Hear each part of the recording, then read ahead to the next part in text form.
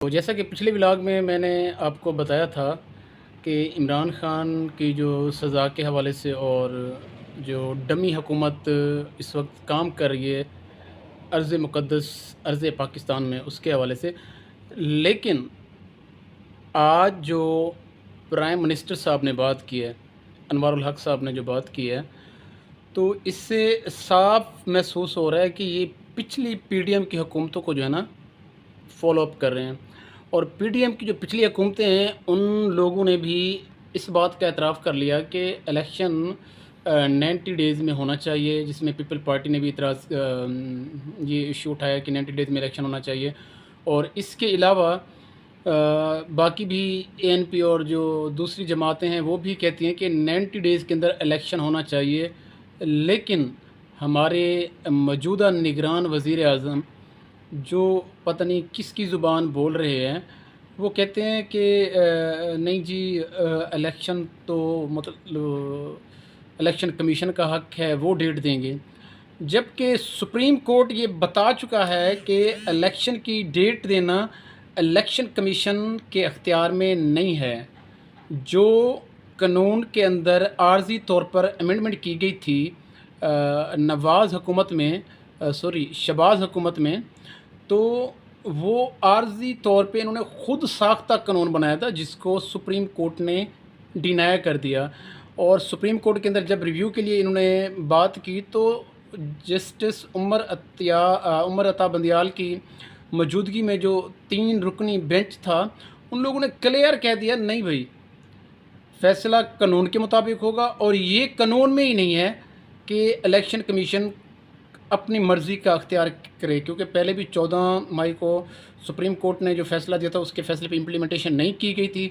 अभी देखिए supreme court इसका क्या एक्शन लेता है।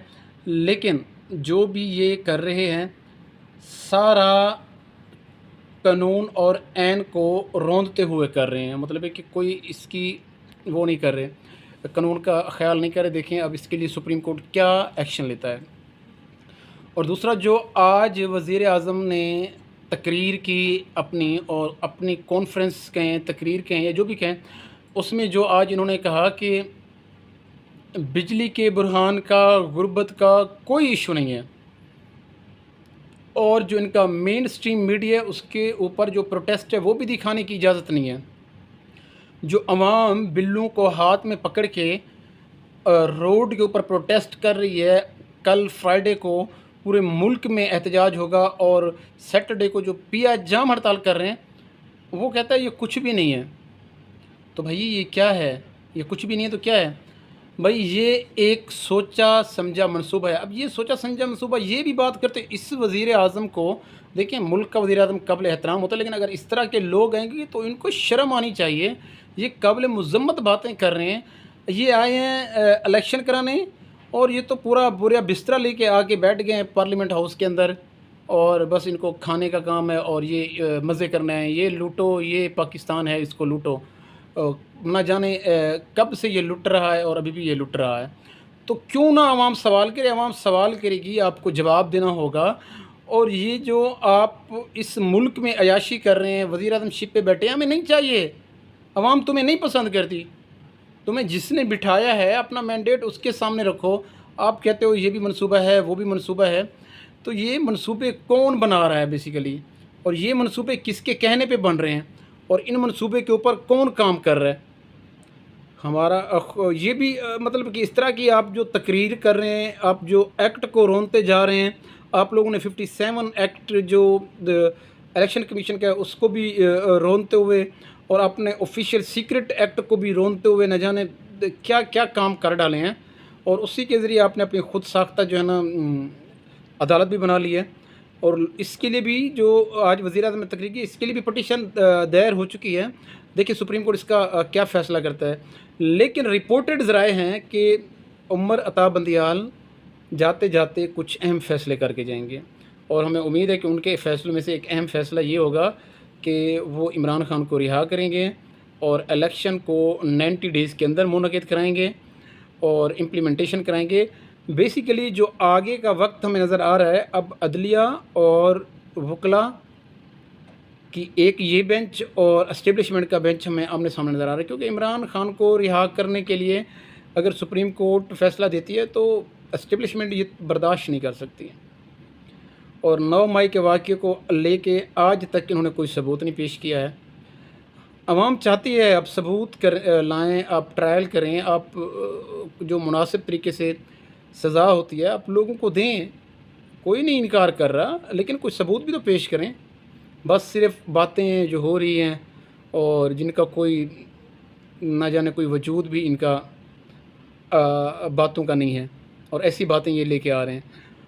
और दूसरा जो अवाम का मैंडेट है, बिल का इशू है, उसके अलावा गुर्बत है, उसके अलावा बिजली है, उसके अलावा बहुत सी चीज़ें हैं, पेट्रोल है, पेट्रोल फिर जो है ना आगे बढ़ रहा है, और आपकी जो स्टॉक मार्केट है वो भी क्रैश कर रही है, और जो डॉलर है वो ऐसे बढ़ता जा रहा है कि बिल्कुल एक बेलगाम घोड़ा, मैं इसको इस्तेमाल करता हूँ वर्ड, कि एक बेलगाम घोड़ा, एक ऐसा घोड़ा जो दौड़ता ही जा रहा है और कहीं रुकने का नाम ही नहीं लेता। आज डॉलर पाकिस्तान के अंदर ऐसी प्रवास कर रहा है।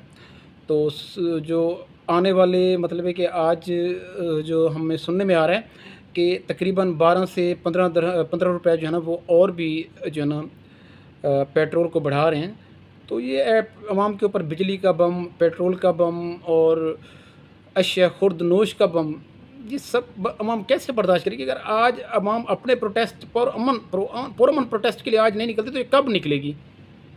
अवाम का ये हक़ है, पीसफुल पुरअमन प्रोटेस्ट अवाम का हक़ है। वो तब तक करेंगे जब तक आप अवाम को उनका राइट नहीं देंगे। हम चाहते हैं कि कोई प्राइम मिनिस्टर ऐसा आए, कोई अवाम को जो सँभाल सके।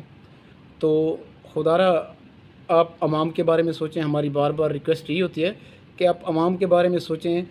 आप ज़िद और अना को छोड़ें, आप इमरान खान को बात करें, और वो दरवेश सिफ़त इंसान है, वो आपकी बातें रद्द नहीं करेगा, और इंशाल्लाह आपको ही बात करनी है उससे। आप उसको समझें, वो समझ जाएगा, और इंशाल्लाह मिल के काम करो इस अवाम के लिए, इस पाकिस्तान के लिए।